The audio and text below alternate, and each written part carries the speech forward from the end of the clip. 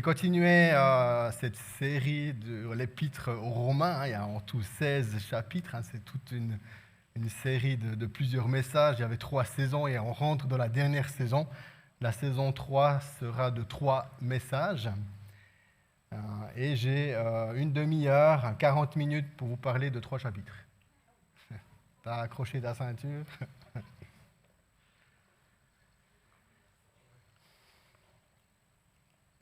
Dans ces 3 chapitres, l'apôtre Paul développe encore toute la pensée de Dieu sur le salut. Et à la fin du chapitre 11, que je lirai à la fin de mon message, depuis le verset 33 au verset 36, il y a comme un chant de louange de l'apôtre Paul concernant toute la sagesse et la grandeur de Dieu, tout son plan qu'il a établi pour sauver l'humanité.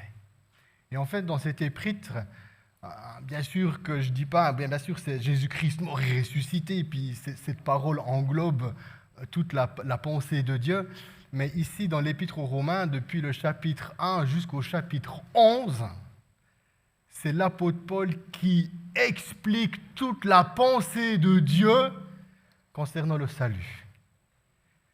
Et ici, dans ces 3 chapitres, 9, 10 et 11, il va être question de comment Dieu il place les choses, et il va être aussi question de tout Israël. Israël dans la pensée de Dieu pour le salut du monde entier. Amen. Et ce que j'aimerais te dire encore par rapport à, et je développerai encore dans les autres messages, il y a 16 chapitres, et une fois, vous vous souvenez, je vous avais parlé qu'à un moment donné, qu'il y a des chiasmes, puis qu'il y a toute une manière d'écrire, et dans le chiasme, à un moment donné, il y avait ces A', B', B', ces versets, et tout d'un coup, tu arrivais au cœur, et le cœur de ce chiasme, c'est le cœur et la pensée de Dieu. Et quand on regarde ici l'Épître aux Romains, on voit que le chapitre 8, il est comme au centre de cet épître, et j'avais parlé la dernière fois que de ce chapitre 8, plus de 20 fois l'apôtre Paul mentionne le mot « l'esprit ». Et tout d'un coup, le cœur, en fait, le cœur et la volonté de Dieu, c'est de te sauver, mais encore plus que son esprit habite en toi. Amen. C'est que ton esprit habite en toi. Alors, c'est pas que tu sois juste sauvé, mais le but ultime de Dieu, c'est que son esprit habite en toi et que son esprit te conduise. Amen. Et marche avec toi, afin que tu puisses être le témoin de Christ. Sans l'esprit, il nous est incapable de pouvoir être le témoin de Jésus. Ce qui est intéressant dans ces 3 chapitres, dans le chapitre 9, le verset 14, et dans le chapitre 11, verset 1 et 11, verset 11, 3 fois, il y a cette phrase de l'apôtre Paul, on l'a vu quand on a commencé l'étude de Romains, qu'en tout 11 fois, il y a toujours l'apôtre Paul qui pose une question et il répond par certainement pas, ou bien absolument pas, loin de là, ou bien on pourrait simplement dire non. Du coup, il y a cette question dans le chapitre 9, verset 14, que faut-il en conclure? Dieu serait-il injuste? Et tout d'un coup, dans les événements que l'apôtre Paul commence d'expliquer, tout d'un coup, il y a cette pensée qu'on pourrait penser que Dieu est injuste. Et suite à cette manière de penser, l'apôtre Paul vient et il dit non. Dans le sens que, pour que l'Église, pour que nous-mêmes, nous puissions continuer de marcher dans la vérité, il est important de ne pas oser penser que Dieu serait injuste. Parce que de penser et de permettre à notre esprit de penser que Dieu serait injuste t'éloignerait du chemin de la vérité. Est-ce que tu peux juste un petit peu au niveau... j'ai un peu de l'écho. Et ce qui est intéressant, et je pensais à ça, c'est que tu n'as pas le droit de penser que Dieu serait injuste. C'est un petit peu de la dictature, là. Mais ce n'est pas de la dictature, c'est que de nouveau, il y a 2 chemins la vérité ou le mensonge, la lumière ou les ténèbres, le royaume de son Fils ou le royaume du diable. Puis pour que nous puissions rester dans le chemin de la vérité, il est important de soumettre notre pensée à l'enseignement de l'apôtre. Amen. Du coup, je n'ose pas penser que Dieu serait injuste. Ensuite, dans le chapitre 11, où l'apôtre Paul vient, et je demande donc, Dieu aurait-il rejeté son peuple? Il est en train de parler d'Israël. Et de nouveau, sur cette question et cette pensée qu'on pourrait avoir, l'apôtre Paul dit certainement pas. Est-ce que Dieu aurait rejeté Israël? Non. Et après, de nouveau, au chapitre 11, verset 11, je demande donc, il revient et puis il enrichit l'apôtre Paul, quand les Juifs ont trébuché, sont-ils tombés définitivement? Et l'apôtre Paul, de nouveau, il vient et il dit non. Alléluia. Ça veut dire que Dieu n'est pas injuste, que Dieu n'a pas oublié son peuple Israël et qu'il a un projet de salut pour son peuple. Si l'apôtre Paul dit « Quand les Juifs ont trébuché, sont-ils tombés définitivement ?» Non. C'est-à-dire que Dieu, dans sa science, dans sa sagesse pour le salut du monde, il réserve à la fin, on le verra dans le texte, le salut d'Israël. Et quand Israël reconnaîtra que Jésus est le Messie, ça va juste être glorieux. Ça va juste être extraordinaire. Ce sera waouh! Du coup, en tant qu'Église, nous ne devons pas tomber dans tout ce que nous pouvons entendre dans les médias, tout ce que nous pouvons entendre. Je ne parle pas maintenant au niveau de la guerre à Gaza, si c'est bien ou pas bien, je ne suis pas en train de parler de ça, mais l'Église n'a pas le droit de maudire Israël. L'Église doit prier pour Israël. L'Église doit intercéder pour Israël. L'Église doit prier pour son rétablissement. Parce que son rétablissement sera profitable pour toi. Alléluia.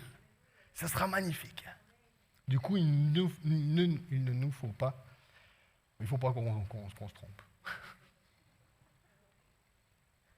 Quand il commence, on revient au chapitre 9, quand il commence de parler, les premiers versets, depuis le verset 1 jusqu'au verset 5, je ne vais pas tout lire, il est en train de parler d'Israël et dans cette pensée, l'apôtre Paul, quand il construit son enseignement, il pose une pierre. Puis voilà qu'est-ce qu'il dit quand il parle d'Israël. Ils sont les membres du peuple d'Israël.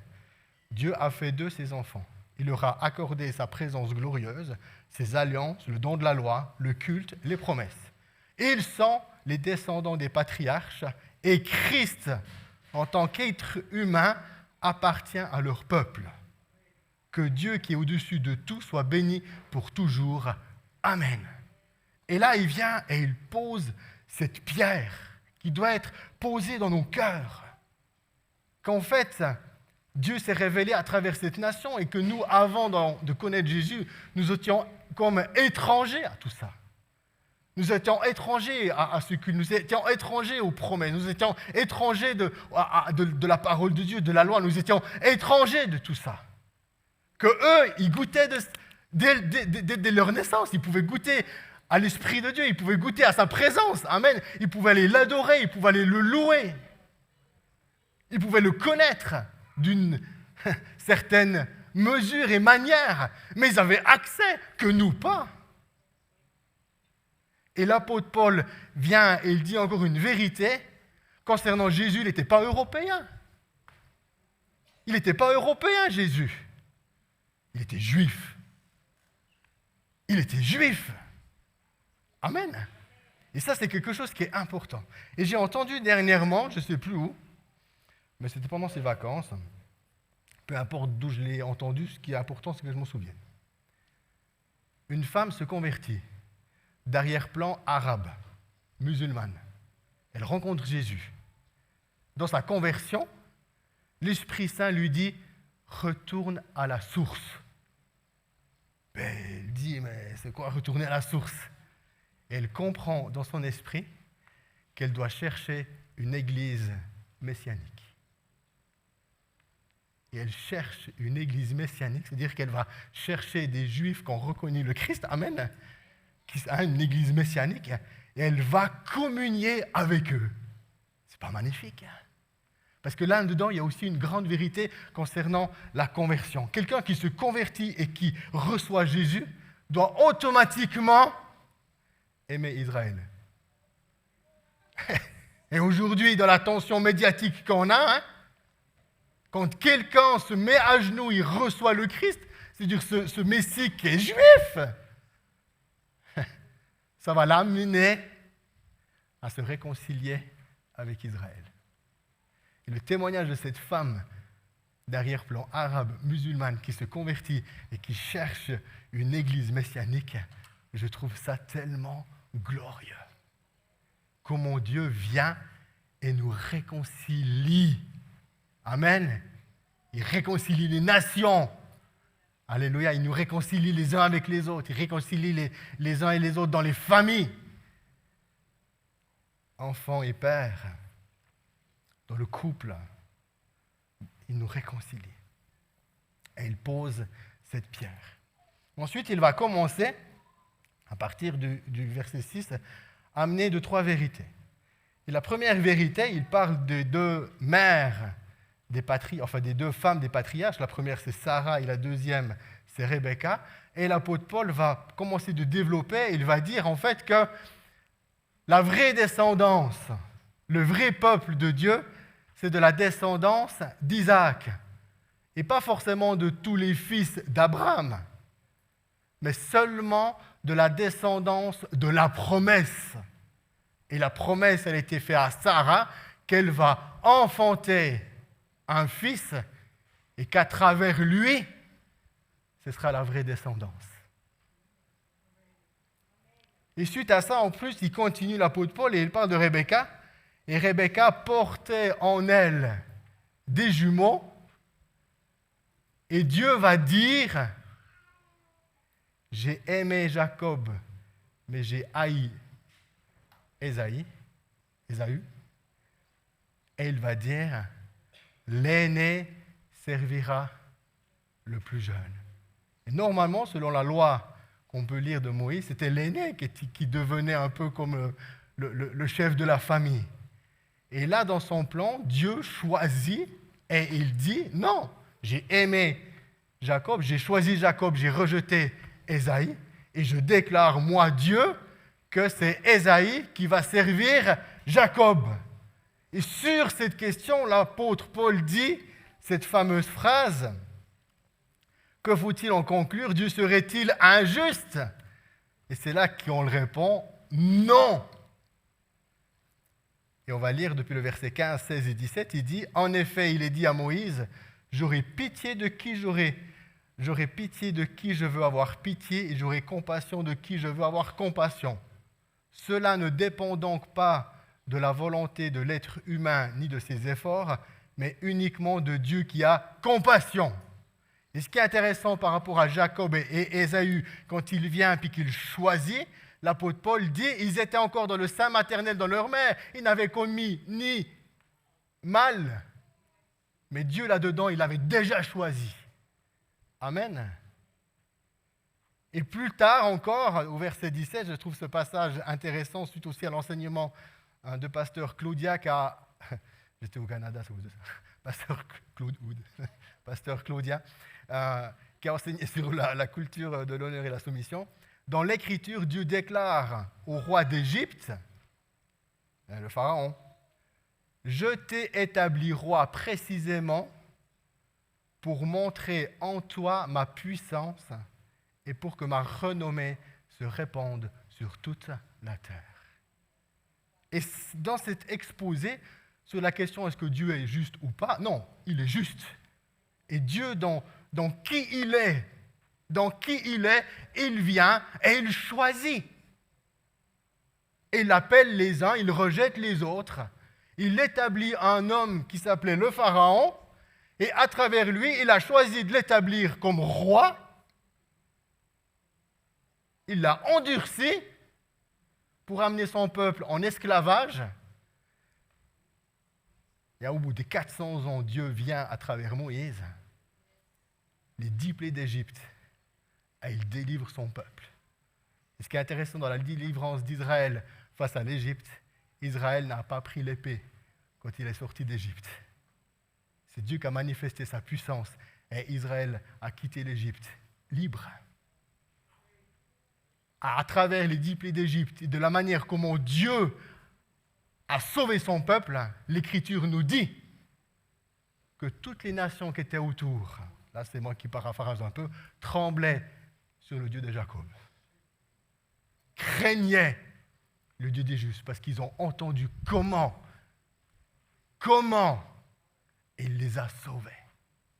Et sur ma petite question par rapport à Dieu qui choisit, vu que c'est Dieu qui a établi le roi de Pharaon, imagine qu'à l'époque, il y aurait eu des chrétiens.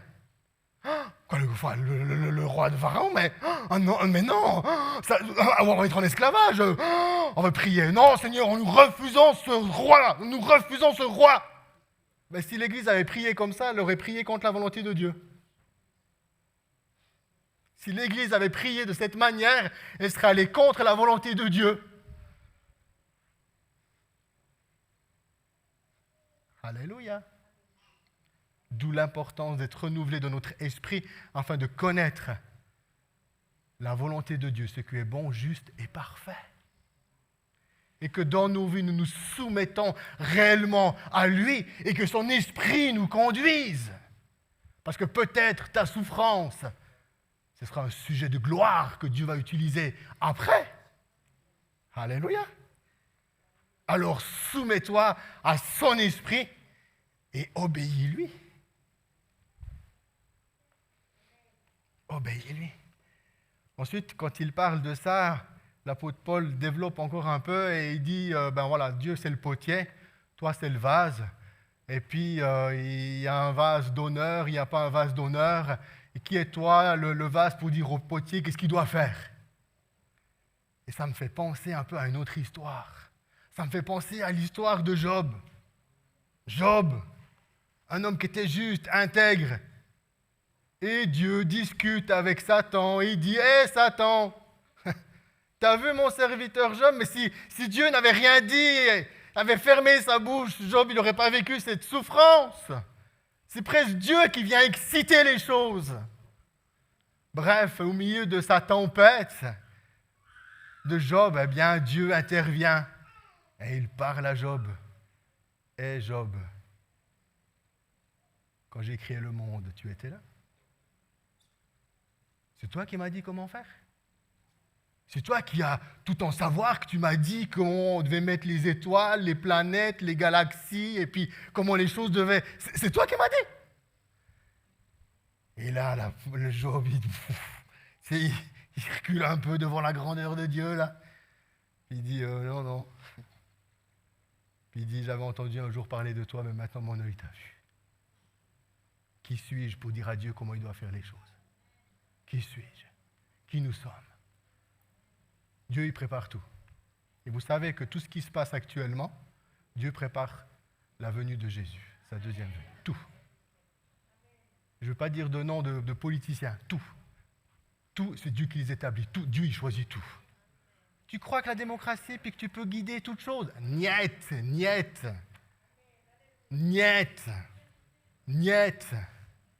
Jésus, il devait mourir à la croix. Il a endurci des gens qui ont crié « Crucifie-le !» Mais Dieu voulait révéler son amour, il voulait révéler sa compassion, il voulait révéler de comment il voulait sauver son peuple. Qui nous sommes?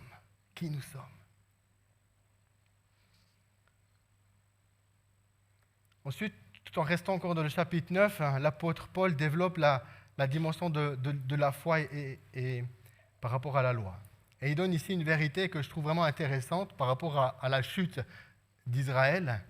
c'est qu'il va dire, tant que les membres du peuple d'Israël qui cherchaient à se rendre justes aux yeux de Dieu grâce à la loi, n'ont pas atteint le but de la loi. Pourquoi ? Parce qu'ils ne marchaient pas dans l'optique de la foi, mais selon la logique des actions. Ils se sont heurtés à la pierre qui fait trébucher.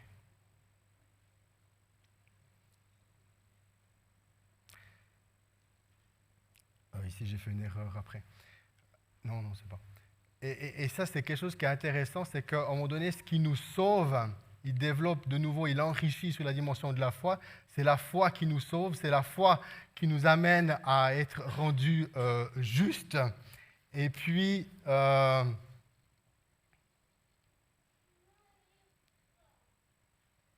il va même dire après, au verset 10:3, « En effet, ils n'ont pas compris comment Dieu rend les êtres humains justes devant lui, et ils ont cherché à établir leur propre justice. Ainsi, ils ne se sont pas soumis au don que Dieu fait aux êtres humains, en les déclarant justes. Le don, c'est Jésus. Car le but de la loi, c'est de mener au Christ pour que tous ceux qui mettent leur foi en lui soient reconnus justes. » Amen. Et concernant la foi, depuis le verset 10, 6 et 8, 10, où il va expliquer, mais voilà comment il est parlé de la possibilité d'être juste par la foi. Depuis le verset 8, qu'est-il dit alors ceci ? La parole est près de toi, dans ta bouche et dans ton cœur, c'est-à-dire la parole de la foi que nous annonçons. Si de ta bouche tu reconnais devant tous que Jésus est le Seigneur, et si tu crois de tout ton cœur que Dieu l'a ressuscité d'entre les morts, tu seras sauvé. Et en fait, le moyen que nous pouvons d'être sauvés, ce n'est pas en voulant essayer d'accomplir tout ce que la loi dit. Au contraire, elle nous amène à réaliser que nous sommes incapables et qu'elle veut nous tourner à Jésus, lui qui a accompli la loi et les prophètes. En fait, ta possibilité de pouvoir être sauvé, elle est juste maintenant, en fait. Elle est juste présente dans ta vie.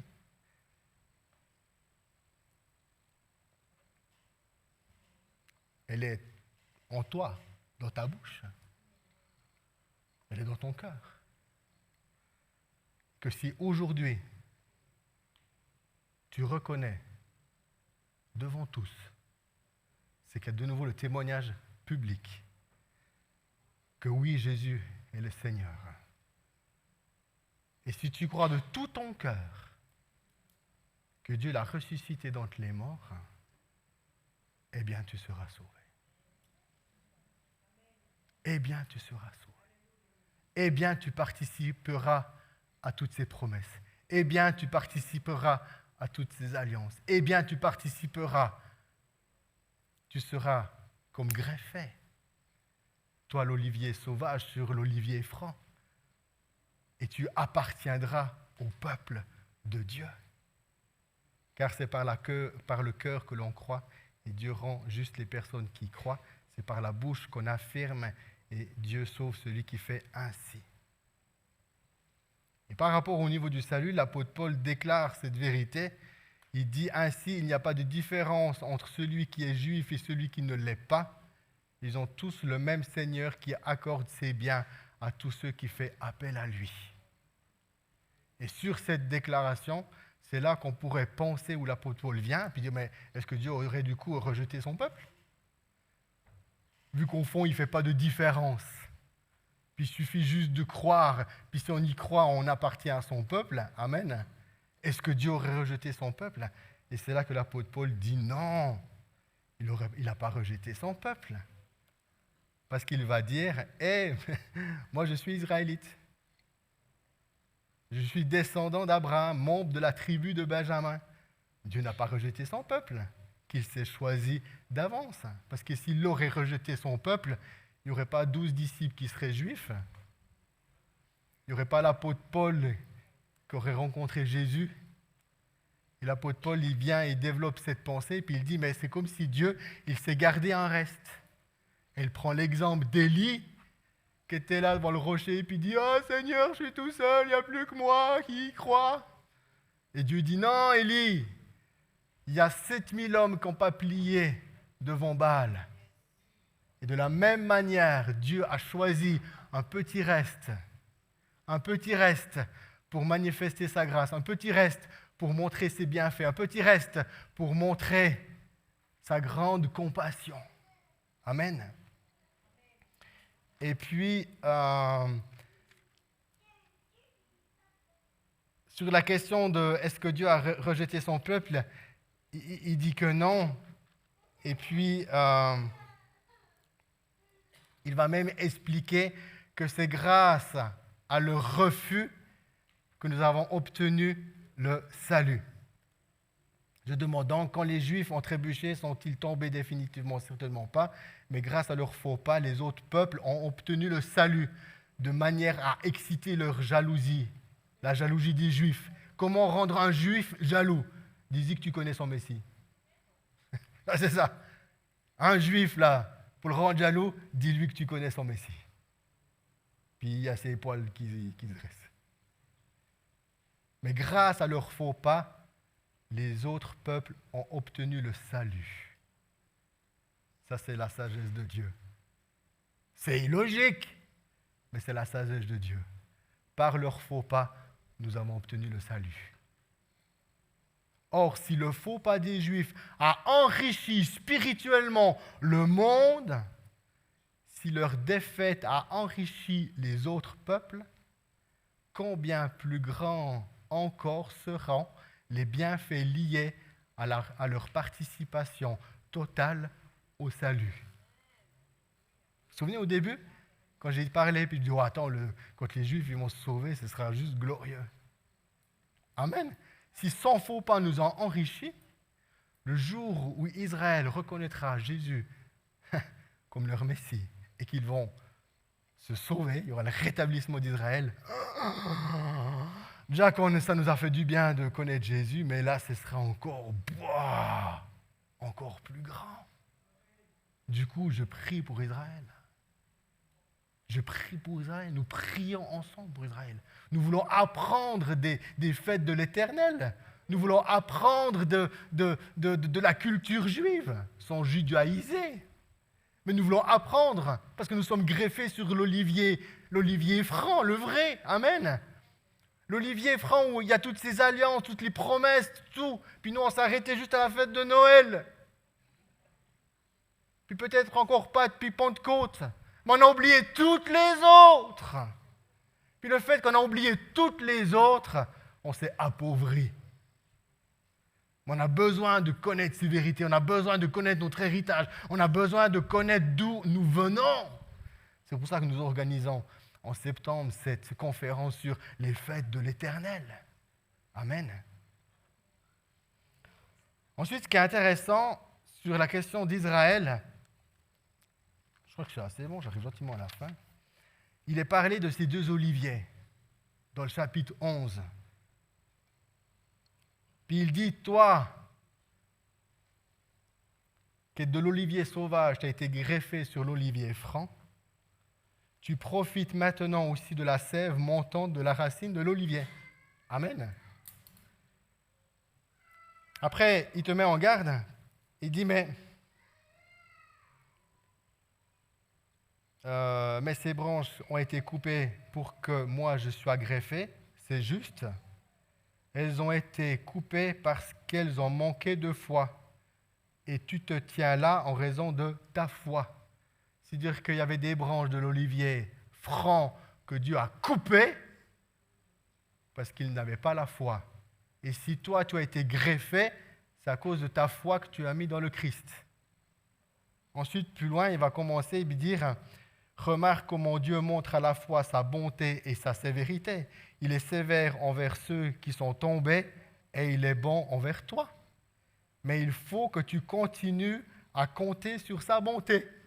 Si tu veux continuer de tenir sur l'olivier franc, tu dois continuer de compter sur sa bonté. Si tu pourrais penser que Dieu est méchant, injuste avec ta propre vie, que tu perds la foi dans un Dieu miséricordieux, dans un Dieu qui est bon, on pourrait te recouper. Du coup, Église, continue d'espérer dans ta vie sur la bonté de Dieu. Amen. Et puis, au verset 25 du chapitre 11, il dit une vérité, l'apôtre Paul ici. Le peuple d'Israël restera en partie incapable de comprendre jusqu'à ce que l'ensemble des autres peuples soient parvenus au salut. Et ça, c'est vraiment intéressant. C'est comme si à un moment donné, Dieu il fait en sorte qu'Israël ne comprenne rien. Israël ne comprenne rien, mais il attend Dieu que les autres nations parviennent au salut. Amen. Et quand toutes les nations, quand tous les peuples seront sauvés, Dieu va libérer son peuple afin qu'il puisse comprendre. Amen. Et ici, il y a une vérité que j'aimerais aussi dire. Des fois, à l'école, il est difficile de comprendre le professeur. Mais il faut prier que Dieu ouvre l'intelligence. Ouvre l'intelligence. Amen. Je n'aimais pas lire. Rien que de voir un livre, je chopais des boutons. Je commençais la première page, puis quand je voyais qu'il y en avait 300, je disais malheur à moi. Et un jour, Dieu a fait un truc dans mon cerveau qui a fait clic. Puis j'ai commencé d'aimer lire. Puis quand je lis, je comprends. Tu sais, avant, je lisais, mais je ne comprenais pas. Mais aujourd'hui, quand je lis, je comprends. Amen. Et des fois, de prier que Dieu ouvre l'intelligence. J'avais un prof à l'école biblique. Je ne sais plus exactement, je ne vais pas dire un chiffre faux, mais je crois bien qu'il connaissait environ 12 langues. Il les connaissait tous. Vraiment, 12 langues. Puis il nous a témoigné, il dit, ouais, mais Dieu, il vient, il ouvre l'intelligence. Alors je prie que Dieu ouvre mon intelligence. J'aimerais bien asseoir l'anglais puis l'allemand. Alors je prie que Dieu ouvre mon intelligence. Il a déjà fait pour les livres, alors j'ai foi qu'il fasse pour les langues encore. J'aimerais bien parler en allemand, puis bon, l'anglais ça fait bien aujourd'hui, toi, savoir l'anglais. Mais je bénis tous ceux qui savent plusieurs langues.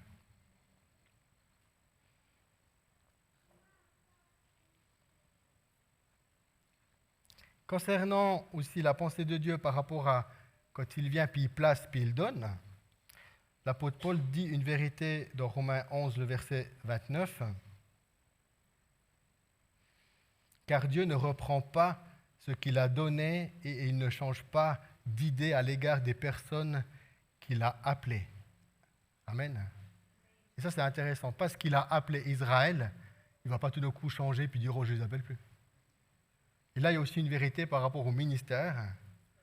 Quand Dieu il appelle quelqu'un à une œuvre particulière, à un appel, si on parle des 5 ministères, des choses comme ça, bien, l'appel qu'il donne, ben, il donne. Il ne va pas tout d'un coup demain changer d'avis parce que tu aurais fait une bêtise. Amen. L'appel demeure. L'appel demeure.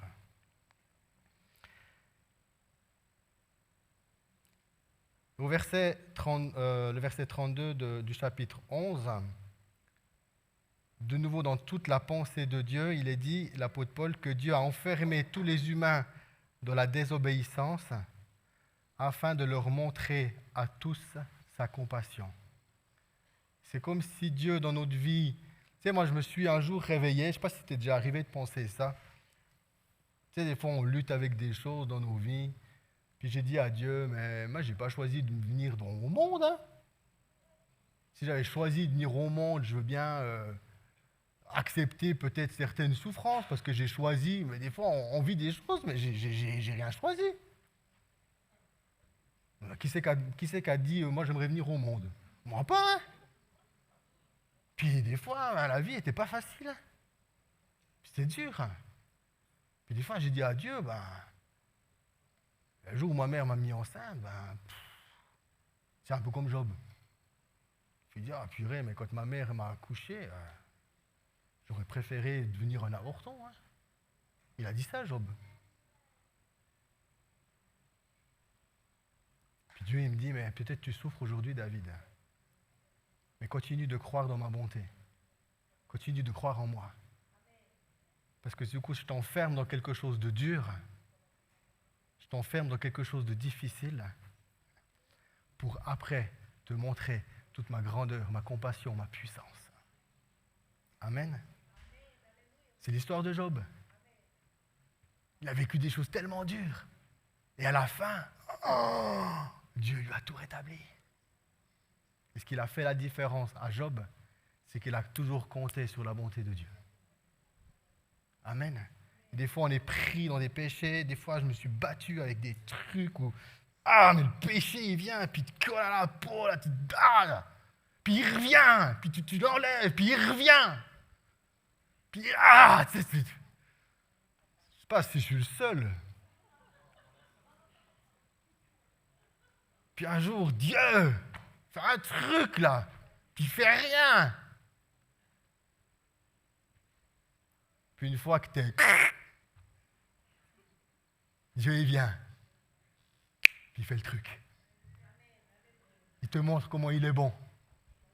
Il te montre comment il te rétablit. Il te montre comment il te délivre.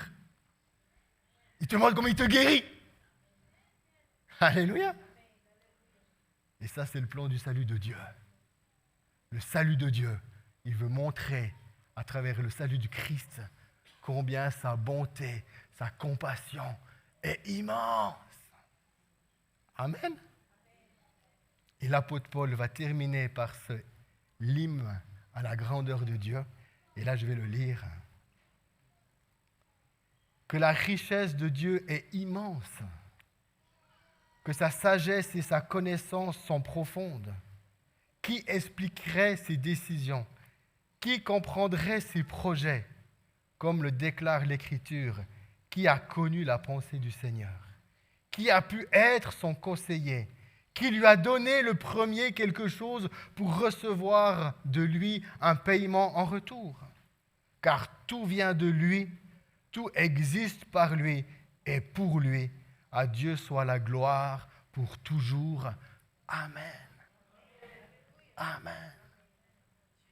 Et je pense vraiment que c'est important dans nos vies que nous puissions réellement nous soumettre à l'Esprit de Dieu et lui faire confiance dans les chemins que nous faisons.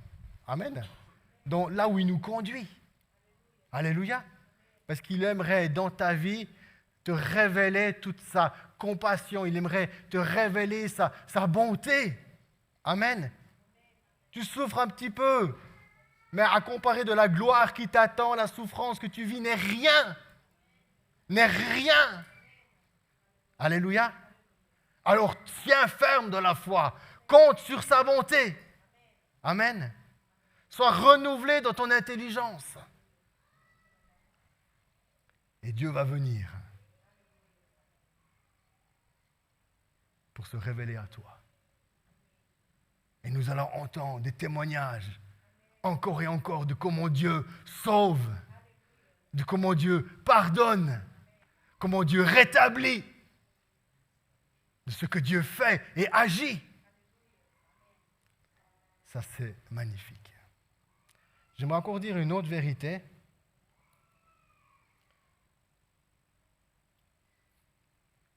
Que quand tu trébuches,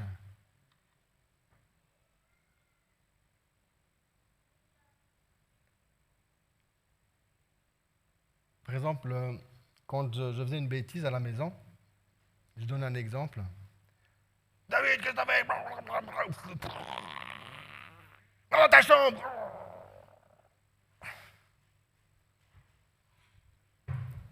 T'as fait une bêtise? C'est ce qu'il te dit, Dieu? Il dit, viens vers moi. Viens sur mes genoux. Qu'est-ce qui s'est passé? Raconte-moi. Qu'est-ce qui s'est passé? Qu'est-ce qui s'est passé? Ah mais plus jamais, je le promets, plus jamais je le fais. Ouais, je sais. Raconte-moi. Raconte-moi. C'est que Dieu n'est pas en colère contre toi. Il n'est pas en colère contre toi.